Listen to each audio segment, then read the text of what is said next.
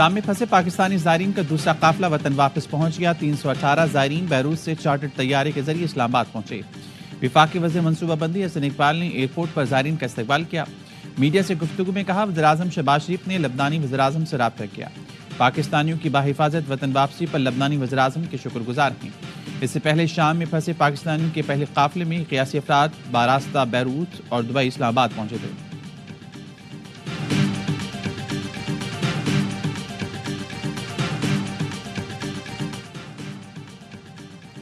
بانی P T I موجودہ party leadership سے ناراض۔ بانی نے شکوہ کیا کہ اخبار کی خبروں سے ایسا تاثر ملا ہے جیسے باہر دوستانہ ماحول ہے۔ اڈیالہ جیل کی عدالت میں صحافیوں سے گفتگو میں سابق وزیراعظم نے کہا، قیادت پر عدم اعتماد ظاہر نہیں کر رہا، لیکن حیرانی ہے باہر سب خوشی خوشی رہ رہی ہیں۔ مجھے معلومات ملی ہیں باہر سب گڈی گڈی چل رہا ہے۔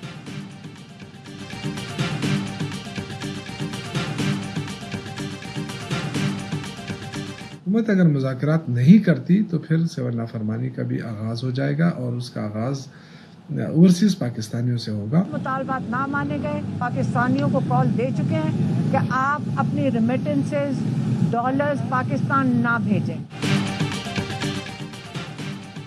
حکومت مذاکرات پر نہ مانی تو ہوگی سول نافرمانی۔ پی ٹی آئی نے خبردار کر دیا۔ شوکت یوسف نے کہا، حکومت نے مذاکرات نہ کی تو ہفتے سے سول نافرمانی کا آغاز ہو جائے گا۔ شروعات سمندر پار پاکستانیوں سے ہوگی۔ کارکن چارج ہیں، بانی نے کال دی تو پھر اسلام آباد آ جائیں گے۔ حکومتی وزراء مذاکرات کے حوالے سے غیر سنجیدہ بیانات دے رہی ہیں۔ بانی پی ٹی آئی کی بہن کہتی ہیں، مطالبے نہ مانے تو پاکستانیوں کو کال دے چکے ہیں، بیرون ملک سے ڈالر بھیجنا بند کر دیں گے۔ بانی پی ٹی آئی نے کہا، ہمیں دیوار سے لگایا گیا، کوئی اور راستہ نہیں بچا۔ بانی نے کہا ہے، ہمیں اپنے ادارے پر یقین کو ختم نہیں کرنا، اعتماد کرنا ہے۔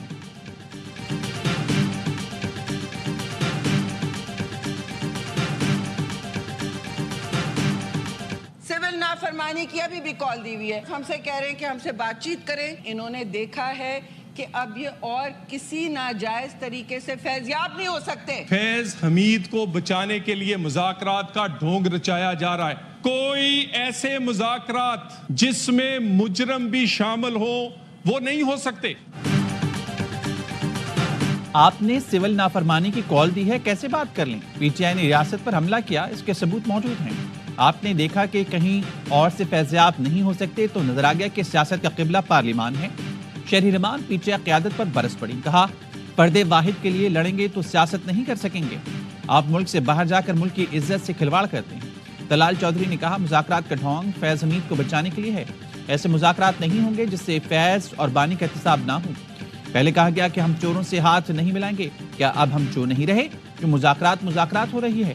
سینیٹر عرفان صدیقی کا کہنا ہے، شرائط اور سول نافرمانی کی تلوار لٹکی ہو تو بات نہیں ہو سکتی۔ پی ٹی آئی سرٹیفکیٹ جاری کرے، کیا ہم اب بھی چور ہیں یا نہیں، یا انہوں نے نقطہ نظر بدل لیا؟ وہ ڈاکوں سے ہاتھ ملانے کے لیے تیار ہیں تو راستے کھلیں گے۔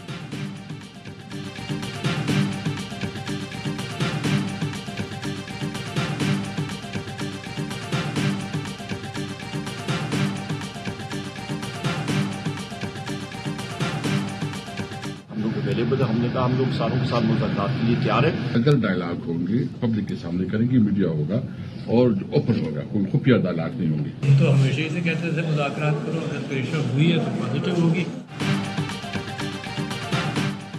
ابھی مذاکرات شروع نہیں ہوئے، قواعد و ضوابط طے ہو رہے ہیں۔ حسن قیصر نے بتا دیا، کہا، بات چیت جب بھی ہوگی سب کے سامنے ہوگی، خفیہ مذاکرات نہیں کریں گے۔ عمر ایوب نے کہا، مذاکرات کے لیے تیار بھی ہیں اور دستیاب بھی۔ مذاکرات کرنے والا بااختیار ہونا چاہیے۔ اسپیکر سے کوئی بات نہیں ہوئی، وہ مذاکرات کرانے میں مثبت کردار ادا کریں تو اچھی بات ہے۔ سابق صدر عارف الوی نے کہا، ہمیشہ سے مذاکرات کا حامی ہوں، یہ جھیٹ لوگ ہیں، شاید مذاکرات نتیجہ خیز نہ ہوں۔ اچھی بات ہے، فیض حمید پر سیاست میں حصہ لینے پر مقدمہ چل رہا ہے۔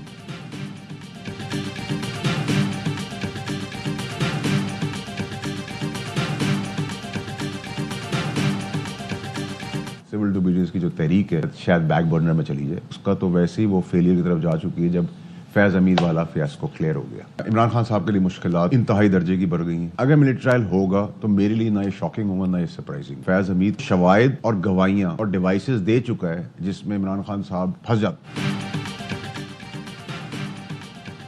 فیض حمید نے بانی پی ٹی آئی کے خلاف شواہد اور ثبوت ہی نہیں، ڈیوائسز بھی دی ہیں۔ فیض حمید کے ٹرائل کے بعد سول نافرمانی کی کال سے بھی ہوا نکل گئی۔ فیض حمید کا ٹرائل نہیں ہوتا تو پھر بانی پی ٹی آئی بیگم اور ہواریوں کو مشکلات نہ ہوتی. سینیٹر فیصل بابڑا کہتے ہیں بانی پی ٹی آئی کا ملٹری ٹرائل ہوتا ہے تو میرے لیے حیران کو نہیں ہوگا. پی ٹی آئی قیادت پاؤں پڑی ہوئی ہے کہ بات کریں, حکومت اٹھ کر جائے اور ان کو ٹیبل پر لائے. پی ٹی آئی کی جانب سے کچھ دن میں ایک نئی سوشل میڈیا مہم چلائی جائے گی. شام کے قیدیوں کی فوٹیجز دکھا کر پاکستان کا ذکر کیا جائے گا.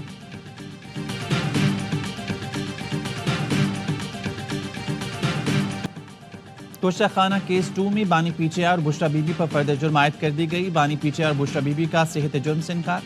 اجیالہ جیل میں سماعت کے دوران اسپیشل کورٹ سینٹرل 1 نے فرد جرم عائد کی. کیس نیب سے ایف آئی اے کو منتقل کیا گیا تھا. بانی پی ٹی آئی اور بشرا بی بی پر اختیارات کے ناجائز استعمال کا الزام ہے.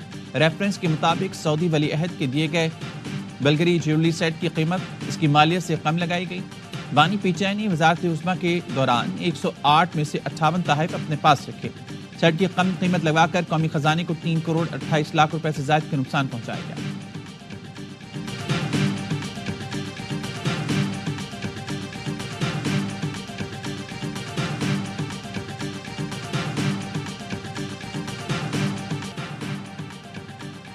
مدارس رجسٹریشن بل پاس نہ ہونے کا ذمہ دار ایوان صدر ہے. شکایت صدر مملکت سے ہے, علماء سے کوئی اختلاف نہیں.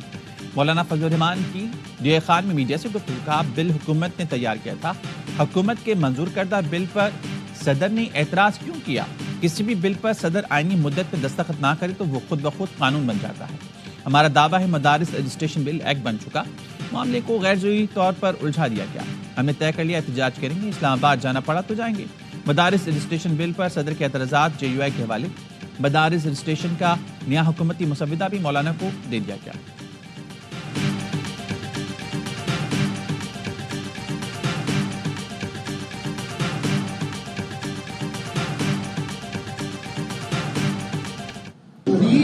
جانے کا فیصلہ آپ کا تھا یا علی امین گنڈا پور صاحب کا؟ کیا خان صاحب کی اجازت سے آپ نے پولیٹیکل فیصلے کیے تھے, کچھ بتائیں گے؟ میڈم آپ کو یہ بتایا جا رہا ہے کہ آپ سیاست میں آنا چاہ رہی ہیں. آپ اور علیمہ خان کے درمیان اختلافات, اس میں کتنی صداقت ہے کہ اختلافات ہے یا نہیں؟ کچھ ڈی چوک جانے کا فیصلہ آپ کا تھا یا علی امین گنڈاپور کا؟ کیا بانی پی ٹی آئی کی اجازت سے سیاسی فیصلے کیے تھے؟ آپ کے اور علیمہ خانم کے درمیان اختلافات کی خبروں میں کتنی صداقت ہے؟ بشرا بی بی کی اسلام آباد ہائی کورٹ آمد کے موقع پر صحافیوں کے سوالات. بشرا بی بی نے کسی سوال کا جواب نہ دیا.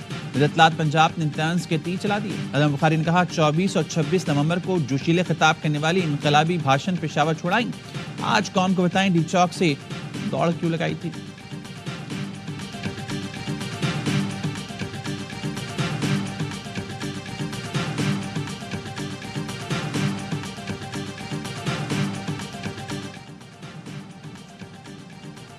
تھانہ شادمان جلاؤ گھراؤ کے مقدمے میں شاہ محمود قریشی, یاسمین راشد سمیت دیگر پر فرد جرم عائد. ملزمان نے صحت جرم سے انکار کر دیا. لاہور کی انسداد دہشت گردی عدالت نے آئندہ سماعت پر گواہوں کو طلب کر لیا. سماعت 19 دسمبر تک ملتوی. اے ٹی سی کے جج منظر علی گل نے کوٹ لکھپت جیل میں سماعت کی. عسکری ٹاور جلاؤ گھراؤ سمیت دیگر مقدمات کی کارروائی 23 دسمبر تک ملتوی.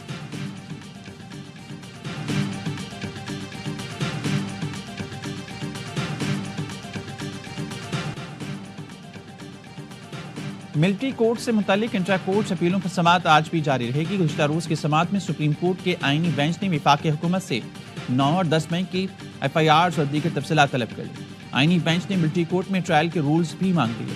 دوران سماعت جسٹس جمال مندوخیل نے استفسار کیا, جو شخص آرم فورسز میں نہیں وہ اس کے ڈسپلن کے نیچے کیسے آ سکتا ہے؟ کیا غیر متعلقہ شخص کو ڈسپلن کے نیچے لانا آرٹیکل 8 کی خلاف ورزی نہیں ہوگی؟ اس طرح تو کوئی اکسانے کا سوچے, اس پر بھی آرمی ایکٹ اطلاق ہوگا. ملک میں سب سے بڑا عہدہ صدر پاکستان کا ہے. ایوان صدر پر حملہ ہو تو ٹرائل اے ٹی سی میں ہوتا ہے.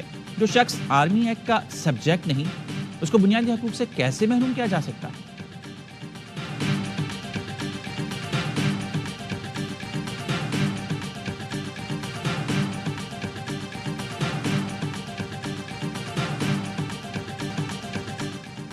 چیف جسٹس آف پاکستان کی زیر صدارت کراچی رجسٹری میں اجلاس. سندھ کی جیلوں میں مسائل کی نشاندہی اور ان کے حل کا جائزہ. Chief justice Sindh high court Muhammad Shafi Siddiqui, I G jail خانہ جات اور دیگر حکام کی شرکت. اعلامیے کے مطابق سندھ کے لیے جسٹس ریٹائرڈ ارشاد علی شاہ کی سربراہی میں ذیلی کمیٹی تشکیل دی گئی. کمیٹی جیلوں کی موجودہ صورتحال کا جائزہ لے کر جامع اصلاحاتی پیکج تجویز کرے گی. چیف جسٹس نے قیدیوں کے ساتھ انسانی ہمدردی کی اہمیت پر زور دیا۔ چیف جسٹس نے ہدایت کی کہ 3 سال سے زیادہ عرصے سے فیصلے کے منتظر قیدیوں کو ترجیح دی جائے۔ فوجداری نظامی انصاف سے متعلق سابقہ پالیسیوں کا جائزہ لیا جائے۔